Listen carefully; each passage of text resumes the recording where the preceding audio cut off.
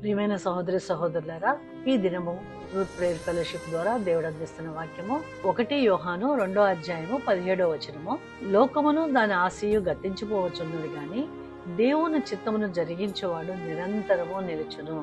దేవుని చిత్తాన్ని తెలుసుకుని మనం జీవించినట్లయితే, నిరంతరము అంటే మనం మరణము లేకుండా ఉంటామని కాదు, ఆయన చిత్తములో జీవించే ప్రతి ఒక్కరూ కూడా సమాధానముగా సంతోషముగా జీవిస్తామని దేవుడు ఈ దినమున మనతో వాగ్దానం చేస్తున్నారు. కనుక లోకంలో ఉన్నటువంటి నేత్రాశ, జీవపడమములు అనేవి మన జీవితాల్లో అడాప్ట్ చేసుకోకుండా దేవుని చిత్తములో మనం నడుద్దామండి.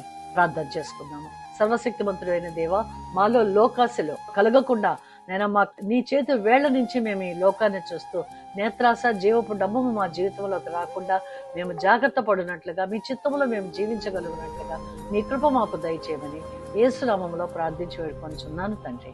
ఆమేన్.